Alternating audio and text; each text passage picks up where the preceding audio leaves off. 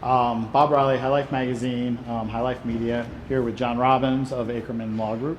Afternoon, Bob. Nice to meet you. I have a couple of questions for you. I was wondering what your thoughts on as a Florida resident about we here in Florida passed Amendment 2 with 71.3% of the vote, the largest margin of any state. Yeah, we were the only state that had to go into special session in order to be able to get medical cannabis passed.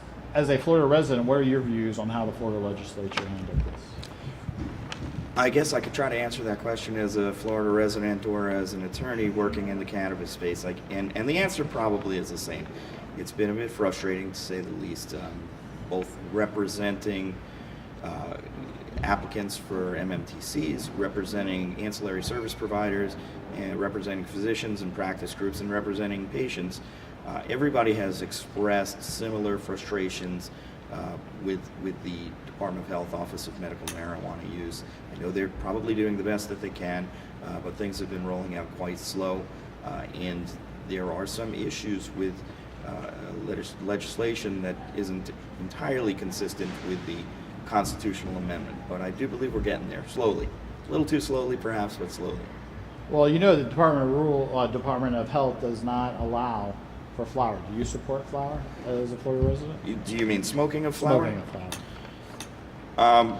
The answer to that question, the best answer I could give you is that I'm not a physician, so I'm not in a position to comment, but what I would say is this, and John Morgan has, as you probably know, filed a lawsuit against the state of Florida on this very issue, because he was one of the drafters of Amendment 2, and in his view, smoking of flower should in fact be allowed if that's what your physician says is right.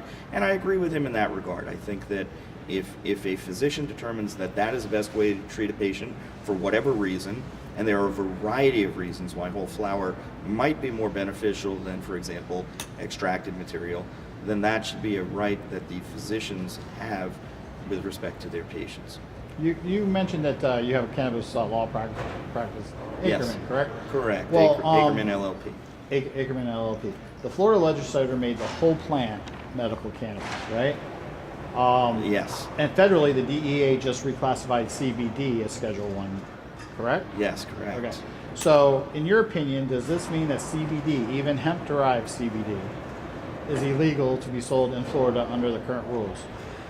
And what would you advise your clients? You're trying to grill me. I am. Very, very controversial issue.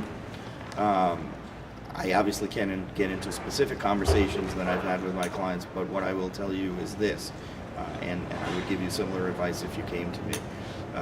If you were looking to sell CBD products not through an MMTC in the state of Florida, I would tell you that you are technically violating Florida law. I don't know that it's enforced. You can go up the street and find stores that are selling CBD products on the shelves, and they are not licensed entities.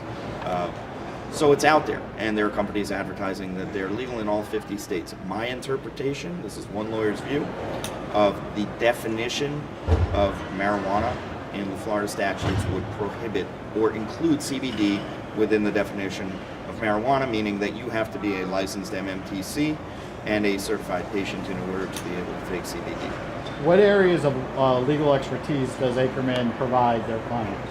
Sure. Well, Akerman is a full-service firm. We have 24 offices and close to 700 attorneys. So we do just about every type of work you could possibly do.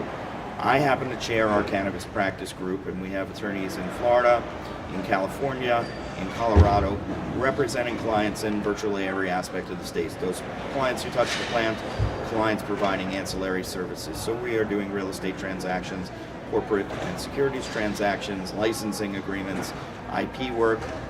It really runs the gamut. And of course, regulatory and administrative work.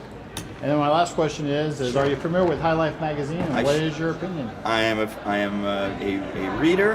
I am familiar with it. I am a follower and a subscriber.